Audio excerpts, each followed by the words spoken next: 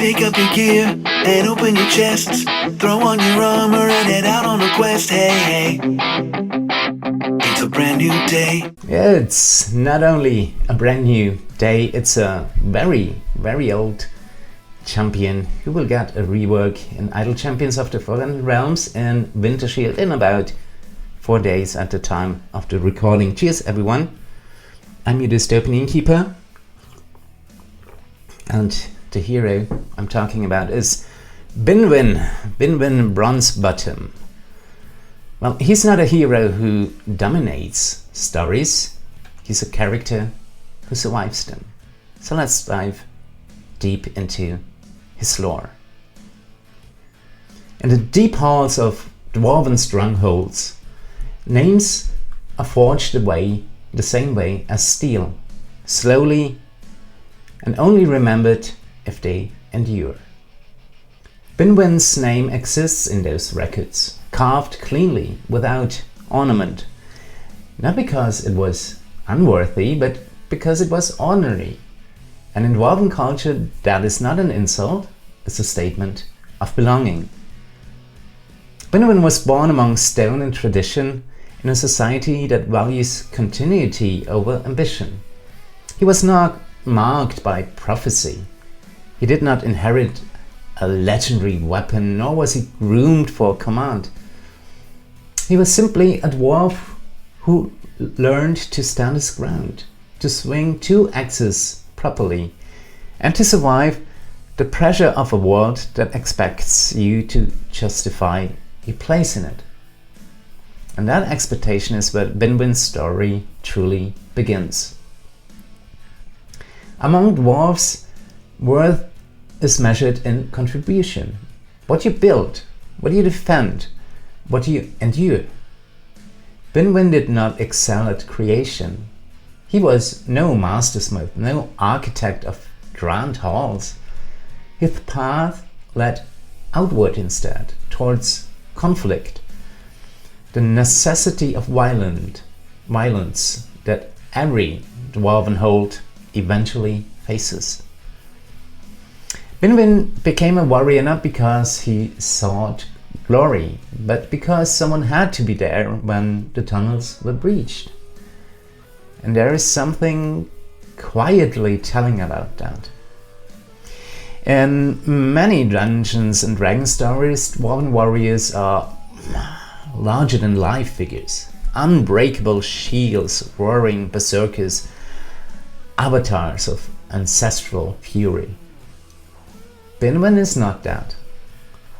He's competent, determined, focused, but he's never mythic. He fights not to be remembered, but because retreat would mean failure, and failure in Dwarven culture is unacceptable. And this makes him dangerous in a very specific way. Binwin's defining trait is not strength, but persistence. He does not overwhelm foes through singular acts of heroism. He wears them down instead. He presses forward. He finishes what others have already weakened. In party dynamics, that makes him reliable. In stories, though, it makes him invisible. And yet, this is not the same as irrelevance. Binwin's background places him in a long tradition of dwarves who serve as the quiet backbone of their people's survival. He's the soldier who holds the line while someone else earns the song. The axe that swings when the horn has already sounded too many times. The dwarf who remains standing when the hall is half ruined and the survivors are already counting losses. There is a kind of tragedy in that role, even if dwarves themselves would never name it as such. But then again, dwarves do not lament duty, they simply accept it. To understand Binwin properly, one has to understand dwarves as people shaped by permanence. Dwarves do not see the world as something to conquer or reshape. They see it as something that already exists, something that must be endured, maintained, and yes, occasionally defended with brutal finality. Because stone does not negotiate. Time does not apologize. And Dwarven culture reflects this with almost uncomfortable clarity. But humans built for generations, dwarves built for centuries. Where others chase legacy, dwarves simply assume it. You're not meant to become exceptional. You're meant to be worthy of those who came before you. Individual greatness is tolerated, yes, even admired to some point, but it is never the goal. The goal is continuity. The hall must stand, the clan must persist, and the name must not be disgraced. This simple worldview leaves little room for personal reinvention. A dwarf is expected to become more of what they already are, not something else. Change is not growth, it is risk. And risk is only acceptable when necessity demands it. This is why Dwarven heroes often feel emotionally restrained in Dungeons & Dragons lore. Their drama is not internal conflict, but external pressure. Binwin fits perfectly into this tradition. He does not struggle with identity, he does not question his place. His life is not a search, but an assignment. When danger comes, Binwin answers. When enemies press in, Binwin holds. When the fighting is done, Binwin does not expect thanks. This makes him psychologically stable, but narratively rather quiet. And dwarves do not frame this as a sacrifice, they frame it as normalcy. To complain would be to imply that duty is unfair, and that is a thought Dwarven culture simply does not entertain. Stone is not fair. Stone is just there. Binwin's demeanor, his lack of flourish, his almost transactional relationship with violence, they all stem from this cultural bedrock. He is not emotionally distant because he is damaged. He is emotionally contained because excess serves no purpose. In mixed adventuring parties, this often places dwarves like Binwin in a rather odd position. They're dependable but rarely inspirational, trusted but seldom followed. Others dream, while dwarves execute. And when the adventure ends, when the tale concludes and the party disperses, dwarves are the ones most likely to return home unchanged. Not because nothing happened, but because what happened did not alter who they were meant to be. This is the quiet weight Binwin carries. He's not an unfinished, he is complete in a way that resists narrative escalation. A dwarf shaped by stone does not arc, he simply settles. Seen through that lens, Binwin is not a failed hero, nor an outdated character. He's a reminder that fantasy worlds are not populated solely by protagonists. They're sustained by those who never needed to be one. And I need a sip of coffee now. In a setting like the Forgotten Realms, that matters more than most stories admit. Binwin's relationship to battle is practical, almost clinical. He does not fight for ideals, nor does he romanticize combat. Enemies are just obstacles. They must fall, one after another. There is no joy in it, but there is satisfaction in efficiency. This mindset reflects a worldview shaped by centuries of siege warfare and underground survival, where hesitation is more dangerous than brutality.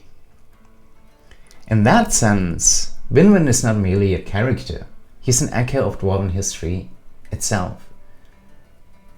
When Binwin eventually leaves the safety of Dwarven halls and joins wider adventures, he does so without illusion. The surface is chaotic, illogical, and most of all, fragile. Alliances are temporary, promises are at least flexible, and for a dwarf raised on stone and oath, this is simply unsettling. And yet, Binwin adapts. Not because he enjoys it, but because adaptation is simply survival. In mixed parties, Binwin often finds himself surrounded by louder personalities. Spellcasters with grand theories, heroes driven by, destiny, characters who speak of balance, prophecy, or redemption. Binwin listens. He rarely interrupts. And when the time comes, he steps forward and does what must be done. There's no poetry in that, only outcome. This makes him an awkward fit for narratives that crave transformation. Binwin does not grow into something else. He does not discover a hidden destiny. No, he does not reconcile inner contradictions because he has very few. His identity is stable, almost stubbornly so. For storytelling, that is both a limitation and a strength. Because Binwin represents something rarely centered in fantasy. That is the idea that not everyone changes, and that this, too, has value. In the context of Idle Champions of the Forgotten Realms, Binwin's presence feels almost archival, a character from an earlier area of design, when champions were often straightforward translation of tabletop concepts rather than a narrative focal point. Binwin was released in 2018.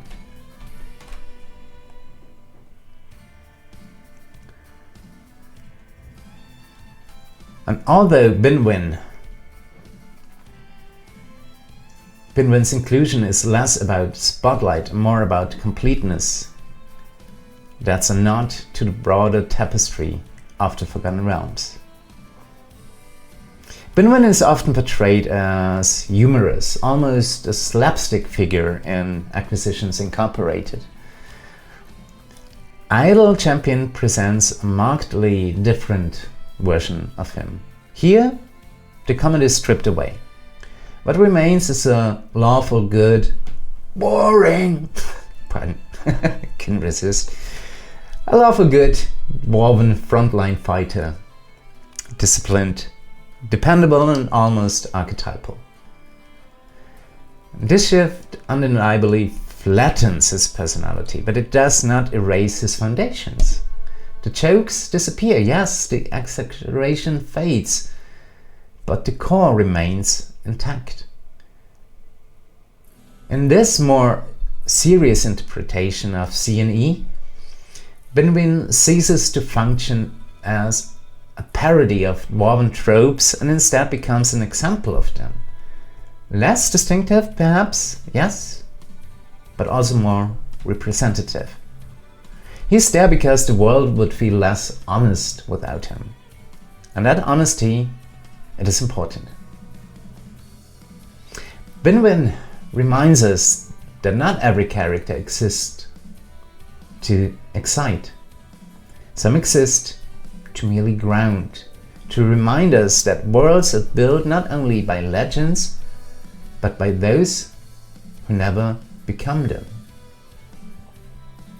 For new players encountering Binwin in Wintershield for the first time, this can be quietly refreshing. He does not demand emotional investment. He does not promise greatness. He simply exists, fully armored and limited. For older players, Binwin might be a mirror of how the game itself has changed, a reminder of where Idle Champion began, simpler, rougher, and less concerned with spectacle. This is why Binwin remains interesting, even when he's not exactly relevant.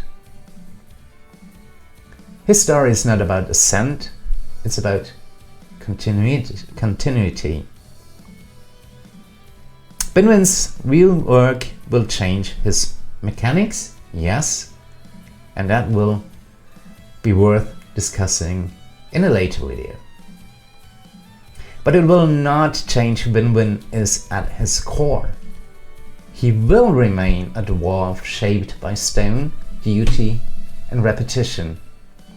A warrior who measures success not in moments, but in what still stands when the dust finally settles.